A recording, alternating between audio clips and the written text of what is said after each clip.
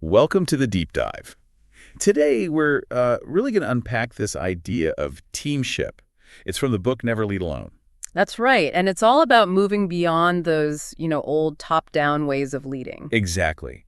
Our mission here is to pull out the key shifts, the core ideas you need to understand how these really cohesive, high-performing teams actually work. And we're talking actionable stuff, things you can apply, whether you're, technically leading or just part of the team. Totally. And the book, Never Lead Alone, it lays out 10 specific shifts. It's not just theory. No, not at all. It's based on a ton of research, plus real-world coaching, loads of top teams, different industries. It's pretty much a blueprint. A blueprint. I like that. So if you've ever thought, my team could be better, more collaborative, maybe more innovative. And this is definitely for you. We're going to cut through to the core insights, the practices you might want to think about using, like right away. Okay, let's do it. First up, shift 1. From hub and spoke to co-elevation of the team. Big difference here. Starting point versus the goal. Well, the old way, hub and spoke. Imagine the leader in the middle, right? Everything flows through them. Information, decisions. Yeah, sounds like a bottleneck waiting to happen. It totally is. And it, frankly, doesn't really use the whole team's brainpower effectively. Right. So what's this co-elevation then? How did that change the dynamic? Co-elevation is, it's like a different kind of social contract. It's not just we're working on these goals together. It's also we're committed to actively lifting each other up. It means being honest, dealing with conflict, even, sharing how things are actually going for you. So it's mutual responsibility. Everyone's got each other's back. Exactly. Mutual support, shared growth. Okay, I get the concept, but how does that actually, translate into better results, practically speaking? Oh, the benefits are huge. For the leader, suddenly you're not the bottleneck. You have more time, more headspace, because the team is more self-managing. Makes sense. And innovation picks up speed because you've got more voices, more ideas hitting the table. Honestly, these co-elevated teams, they can tackle much bolder goals. There's just more trust, more support. Yeah, I can see that. The book mentions a diagnostic tool for this shift. What's that about? Yeah. The diagnostic, it basically helps a team see where they are now. What's their current dynamic? Where's the potential to be more co-elevated? So like a snapshot. Exactly. It asks questions to uncover the kind of unspoken rules they operate by and shows where they could strengthen that mutual support. It's a starting point. Got it. And there's a red flag rule to watch out for, a sign maybe things aren't quite co-elevated? Yeah. The rule is we are equally committed to all goals of the team and each other to get there. If that doesn't feel true for everyone, that's your red flag. Okay. So big idea number 1. Move beyond the leader-centric model to shared commitment and mutual support. Got it. Let's hit shift 2. From conflict avoidance to candor. Oof, tough one. Nobody likes conflict, right? So why is avoiding it bad? Well, it feels peaceful in the short term, maybe. But avoiding the tough conversations, that actually kills innovation. How so? Because people hold back. They don't voice disagreements. They don't challenge ideas. So potential breakthroughs get missed. And potential problems. They just fester under the surface. Yeah, you don't see the risks coming. Exactly. You end up exposed. Like Bill Connors at Xfinity, he talks about how his best teams actively air their dirty laundry. It's about finding and fixing things together. So the old way was maybe keep quiet, don't rock the boat. Yeah. What's the new deal with candor? The new social contract is basically open communication serves the team's success. Holding back something important, even if it's awkward, that's actually letting the team down. Okay. And the book has diagnostic questions for this, too. What are they looking for? Yeah, they ask folks to rate things like, are team members willing to challenge each other directly, even when it's risky? Or do we hold each other accountable? And what's a good score? World-class teams, they're hitting around 4.5 out of 5. So, yeah, really high levels of challenge and accountability. Wow. Okay, that's a high bar. Yeah. How do teams actually build that kind of candor? The book mentions some teamship practices. Absolutely. One's called the power of 3. Super simple, really effective. Okay. Just break the larger team into small groups, 3s ideally, for discussions. Candor shoots way up, like 85% higher, the research shows. Why does that work? Yeah. Just safer in a smaller group. Yeah, it seems to create more psychological safety. People feel more comfortable opening up. Makes sense. What else? Stress testing. This is key. It's not about tearing down ideas. Right. It's about making them stronger. Someone presents their project goals, progress, struggles. Then the team breaks out and gives focused feedback. Here are potential challenges. Here's an innovation you might consider. Here's how we can support you. So it's proactive problem solving. Totally. Battle hardening the idea before it goes too far. I like that. Any techniques for in-the-moment candor during a meeting? Yep. Candor breaks. Literally pausing the meeting and asking, okay, what's not being said right now that needs to be? Putting it right out there. Yeah. You can do quick chats between neighbors, use virtual breakout rooms, even a shared doc for anonymous input. Okay. And then there are Yoda moments. Anyone on the team can use a phrase like Yoda moment to signal, hey, this conversation isn't productive, or we're avoiding the real issue. Kind of like a gentle course correction. Exactly. Makes it everyone's job to keep things on track. Smart. What about bringing new people in? How does candor play into hiring? Crucial. Hiring candor. The idea is be upfront about the team's challenges during the interview. See how candidates react. Gauge their comfort level. Yeah. Ask them tough questions about their past experiences, too. See if they're willing to engage openly. People like Ray Dalio at Bridgewater. Big on this. Radical transparency starts early. Good way to check for fit. Yeah. And the book reframes feedback itself. Yeah, this is important. Peer feedback. It's data. It's a gift. Yeah, information to consider, to analyze. It's not an order you have to follow. You decide what to do with it. The point is making feedback normal, regular, expected, something for growth. Okay, so candor isn't about being harsh. It's about honest communication for collective strength. Moving on. Shift 3. From serendipitous relationships to purposeful team bond building. Can't we just, let relationships happen naturally? Coffee machine chats. Well, you could, but it's just not reliable enough anymore, especially now. Teams form fast, change often, people work remotely. Yeah, the hallway bump-in isn't happening for everyone. Exactly. You might have team members who've never met in person. You can't leave connections, something so vital, purely to chance. Leaders like Drew Houston at Dropbox, they actively design cultures for connection. Makes sense. So why are these bonds, these relationships, so foundational? Because trust is everything. Without trust, forget about candor, forget about real collaboration. The book talks about 3 kinds. Professional trust, like, do I believe you're competent? Structural trust, do I trust the systems are fair? And personal trust, that genuine connection. You need all 3. And the diagnostic for relationships, what does that show? It's often surprisingly low. Average teams score like 2.8 out of 5. Wow. Yeah, and it often dropped during the pandemic unless teams were really intentional about connecting. World-class teams, they're up at 4.7. Huge difference. It tells you strong bonds usually don't just happen, they're built. Look at Phoenix DX, that software team example. They went from 2.4 to 4.7 by using these practices consistently. Okay, so what are some of these intentional practices? How do you build bonds on purpose? One is super simple, sweet and sour. Start meetings with it.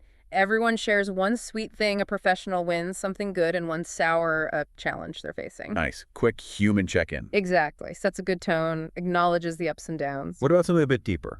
That's the personal professional check-in, or PPC. You ask a slightly more personal question. Maybe, what's one thing in your personal life that might impact your work this week? Requires some vulnerability. It does. And the key is the leader has to model it. Share appropriately themselves to make it safe for others. It builds empathy, understanding. I can see that. Anything outside the regular workday? Yeah, the intimacy dinner. This is maybe quarterly.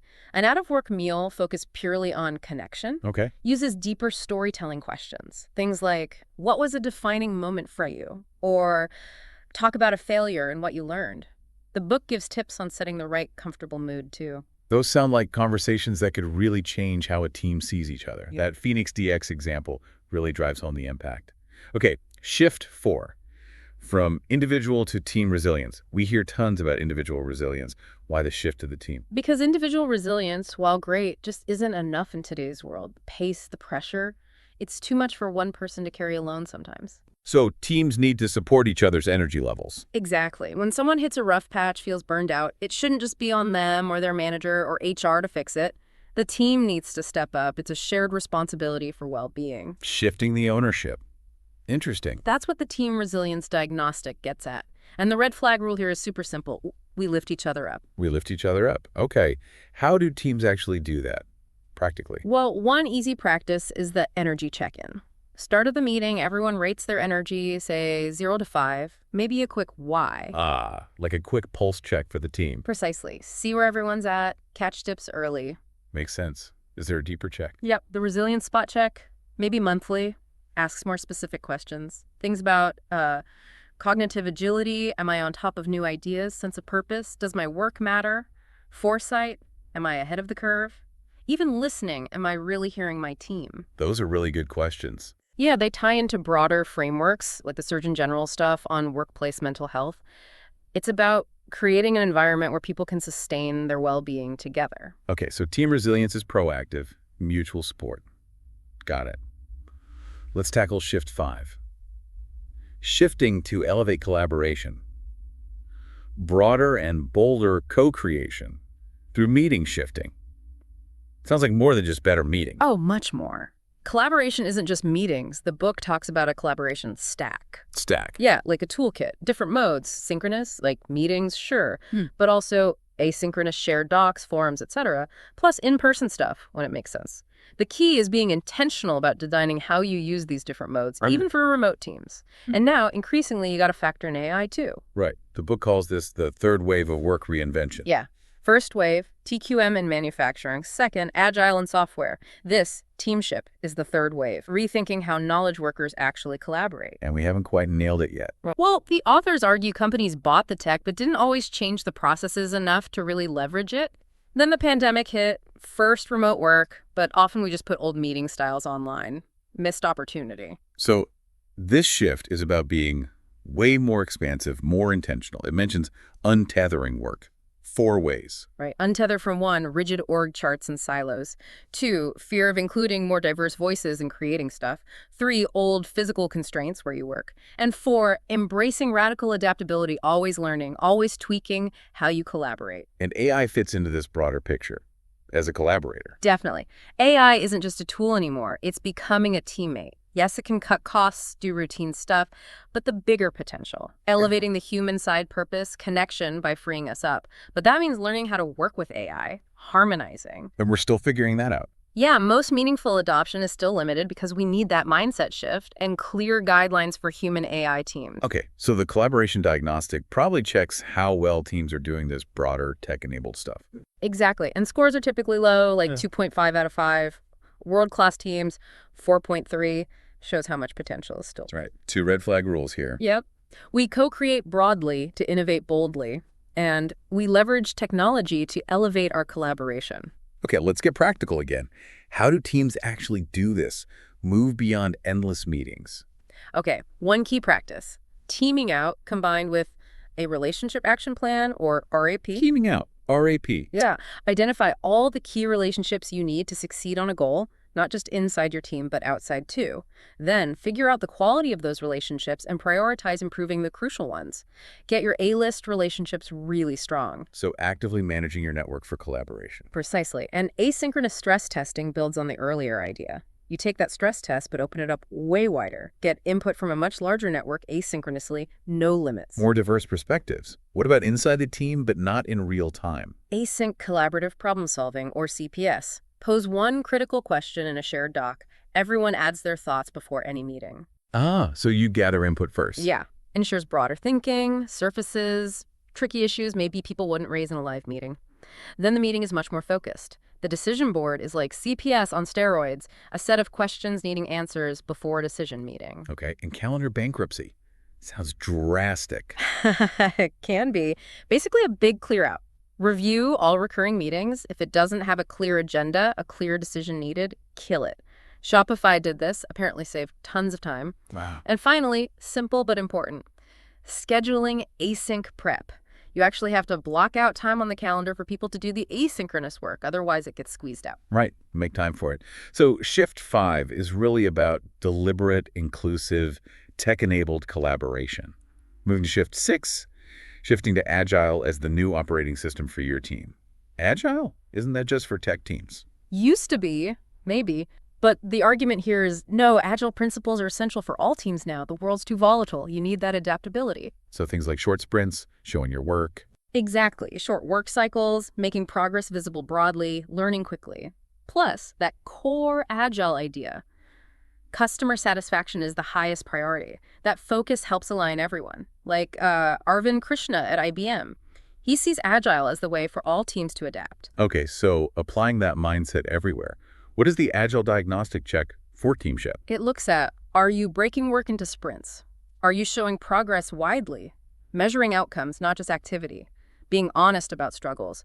And are you teaming out, getting that wider feedback? Got it. And the red flag rules. 2 here. We embrace the power of iterative progress and adaptation, and we are relentlessly customer-centric. Makes sense. How do non-IT teams put this into practice? A big one is creating a customer-centric Agile brief. Really defining what's the outcome we want, how will we measure it, what's in scope, what's out, what's the timeline, and crucially, keeping the customer front and center. And involving more than just the core team. Yes. Bring in marketing, sales, support, even customers or vendors for that stress testing phase. Get all the perspectives on the brief itself. Okay, keep the customer central. Mm-hmm. What else is key for Agile Teamship? Well, besides a great brief, you need ruthless prioritization within sprints. You can't do everything. Regular sprint reviews show the work, get feedback, and cultivating team foresight. Foresight. Yeah.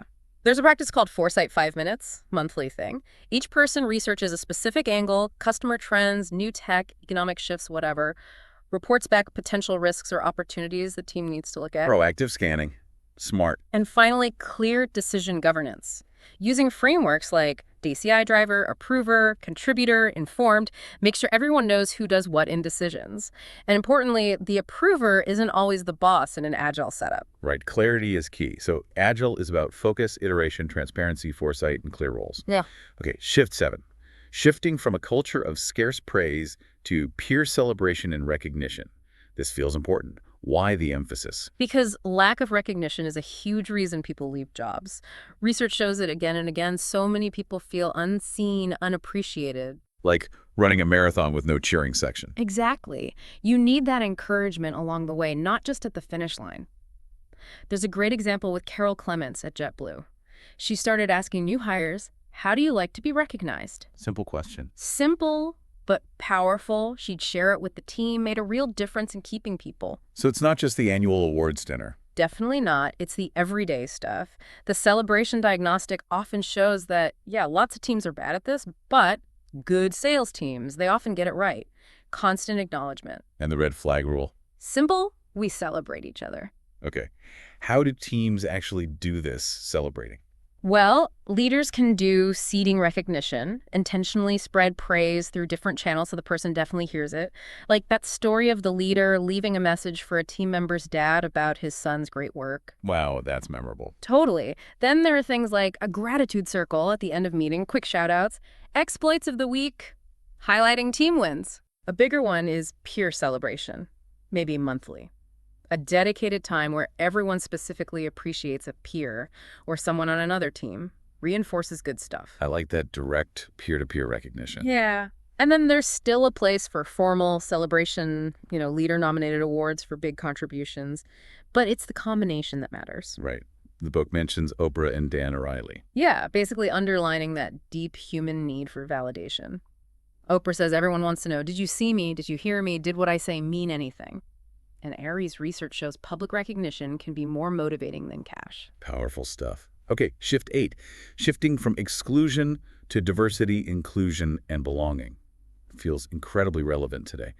Why is this crucial for teams? It's not just the right thing to do, it's a business imperative. Diverse teams literally have more perspectives, wider talent pools, they innovate more. And connect better with diverse customers. Absolutely. There's a story in the book about a sales team that just couldn't connect with a potential client because the client's team was diverse and theirs wasn't. Real consequences. HP's CEO, Enrique Lores, says it plainly. Your team needs to reflect the world you serve. Makes total sense. So it's about innovation and connection. The red flag rule. We believe a diversity of people and voices achieves breakthrough performance. The book does note that diagnostics here are still developing, but the principle is clear. So how do teams foster this DIB environment? What are the practices? One is called otherness. It's a storytelling exercise. People share times they felt like an outsider. Builds huge empathy. Wow, yeah, that could be powerful. Then there's a partner exercise, privilege and obstacles. People share advantages they might have had alongside challenges they faced. It's about understanding, not blame. Okay. Building awareness. Yeah. And a very practical one from Enrique Lores again. Hold for the right slate. Simple idea. Don't hire until you have a genuinely diverse pool of qualified candidates. Just wait. That takes discipline. It does. And finally, this concept from Khalil Smith. Be exclusive around values, inclusive around demographics. Shared values matter, but welcome diverse backgrounds. Okay, those are concrete ways to move the needle. Shift 9. Shifting from performance reviews to co-development. Performance reviews. Often not the highlight of the year. What's the alternative? Right. Often backward-looking, top-down. Co-development is the opposite. It's continuous, 360-degree feedback and support. Like happening all the time. Yeah. Think of ELF. Beauty's approach mentioned in the book, it's about helping people unleash their best, supporting them every day, assuming positive intent. The diagnostic looks for a culture where growth comes from that peer challenge and candor. I have the red flag rule. We coach each other. Simple as that. Coach each other. Okay. How does that look in practice? A big one is the Open 360. Team setting. Everyone gives everyone else direct feedback. Typically one appreciation, one suggestion for improvement. In front of everyone. Needs trust, right? Huge trust. But it reinforces that feedback is data, remember, not a command. Then there's dial up, dial down. Okay. Shorter, maybe more frequent. Individuals reflect and publicly state one behavior they want to dial up, do more of, and one they want to dial down, do less of. The team then helps hold them accountable. Public commitment. Yeah. And the 555 Learning Roadmap, individual plans covering hard skills, soft skills, formal, informal learning. Again, with peer accountability built in. The Open 360 sounds intense, but potentially game-changing. ELF's success speaks volumes. Okay, final shift. Shift 10. Shifting from silos to alignment.